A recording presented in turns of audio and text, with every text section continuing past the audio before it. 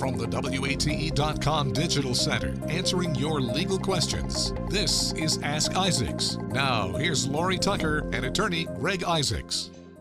Hi, everyone. Thank you so much for being with us. Lori Tucker here along with Greg Isaacs. We have a different camera today, so things look a little bit different. I don't know if you can notice it there at home, but anyway, it's always something technical, right?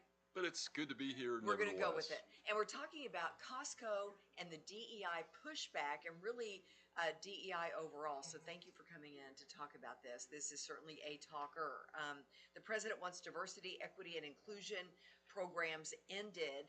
It's happening in the halls of government. But some businesses are following suit, you know, when they heard, hey, let's get rid of this. Disney, Google, others are making changes. Costco is saying, no, hold on, wait a minute. We're not going to do that. Can the government force them to follow these or not? Well, in the flurry of executive orders, there are three that are really relevant as it relates to diversity, equity, and inclusion. And the first is DEI has been banned by all federal government agencies, military, etc. Second thing that's relevant and what we're going to talk about this afternoon is there is an executive order that is entitled Ending Illegal Discrimination and Restoring Merit-Based Opportunity. And Lori, what that executive order does is really just flip the script on anti-discrimination laws that are in play and have been a huge part of the workplace.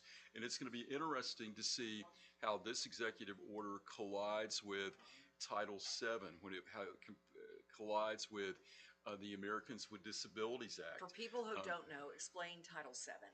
Title VII is a federal statute that basically makes it unlawful to discriminate against anyone because of their race, age, gender, or national origin.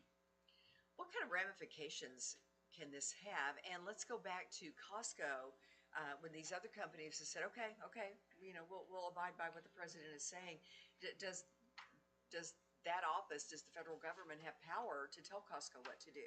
Well, you know, think about it. It makes it, from a capitalistic, selfish corporate perspective, it makes it easier if your only criteria that you have to worry about in the workplace is merit-based hiring, merit-based discipline or whatever. So you're not trying to enforce a DEI implement a program. So that's kind of interesting. But what the executive order says, within 120 days, the Attorney General of the United States must issue a report and identify the most egregious and discriminatory DEI programs in the country. So that's what's going to be interesting. Once they're identified, it's really unclear what's going to happen, whether they're going to take those individuals to court, whether they're going to issue fines and penalties. But again, you know, it's going to be interesting to see how it's enforced, how they're identified. But some companies, Apple, I think it has held fast. But Costco's interesting. They had a shareholders meeting and took this issue to their board. The timing was interesting. Well, the timing was interesting. But one thing that really stands out to me, when they had the meeting discussing whether they should maintain their DEI program, they did not mention or provide a copy of the new executive order from the president, which had been announced 2 days before this meeting. Right. So it was kind of a decision made in a vacuum. Also, rather interesting, if you look at the statistics, the majority of Costco's management and whatever are basically Caucasian. There is not a lot of diversity if you look at the numbers. I looked at that. Here we are. About 81% of its 2024 executives are Caucasian. 72% of them are men. So if they do they're doing really well financially. And if they do have a DEI program, it appears to be not working the way I think the president thinks some of these programs are working. But here's what's interesting. You know, when you had the Civil Rights Act of 1964, Title VII, you got the Americans with Disabilities Act, the Anti-Age Discrimination, the ADA Act, and all these were a big part of the workforce. Think of all the remediation that has been done Yep. in the workplace for handicapped individuals, elderly individuals, and now it's a completely different dynamic. And I don't know how these laws are going to coincide and work hand in hand in the workplace, because what's interesting and ironic, the executive order mandates the attorney general to identify discrimination, but discrimination is defined as acts that protect those that are being discriminated against. But yet, yeah. So it's kind of a circular argument. If you have a program that identifies women that are being discriminated in the workplace, African Americans, people of ethnic origins, and you enforce that, well, you are discriminating against those non-handicapped, non-ethnic workers. So it's really kind of a catch-22, but will be really interesting how we define merit-based discrimination. Right. And okay, so having said all of that, say that you're a longtime employee and you're in a wheelchair. Can they just let you go? Can you just be fired? It's for no it's reason? unclear, because basically the mandate of the president is the best person for the job should get the job. So But again, why- merit-based, who's the best? why make a reasonable accommodation for someone if they're not the best person for the job?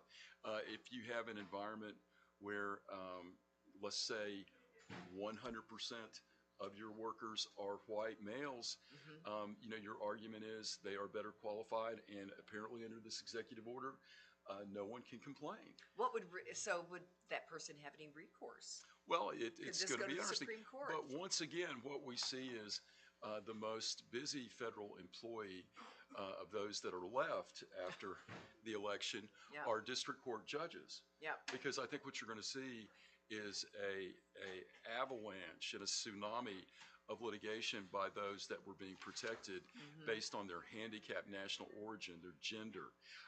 That's interesting too, because there were three, I mentioned, executive orders that are Right. relevant to this discussion. The third executive order has defined what it's called the gender order. So we now know what gender we have here in this country. Yes. And it is now two, male and female. Right. So any of the accommodations for other individuals that are not identified as a male or a female apparently have been eliminated via this executive order. So what I think you're going to see is lawsuit after lawsuit in district courts throughout the country. Can companies be punished for keeping their DEI initiatives? Going back to the whole Costco Well, thing. it remains to be seen. Once the Attorney General, in 120 days, compiles this report to identify, and the criteria is twofold, the most egregious and the most discriminatory employers, they could take them to court, they could issue fines. So, but I think that mechanism still has to be implemented. And Lori, what you're seeing is, the executive orders are expanding the power of the executive branch, but there's a gap in how that enforcement is going to be held legally. So, it's an evolving issue, but basically, all of the civil rights statutes, all of the anti-discrimination statutes that have been a central part of the workplace that now people worked really hard to bring about. Now appear to be not only in jeopardy, but now are the touchstone on what is discrimination. Yeah. So if you're the best, you're supposed to move up the corporate ladder, but it'll be interesting to see how we define merit-based discrimination in the workplace, in the courtroom, and in the political arena. Kind of in limbo right now about the whole We're thing. in limbo, but basically it has turned employment law upside down. Yes, it has. All right, Greg, let's talk more at 5:30. Let's do.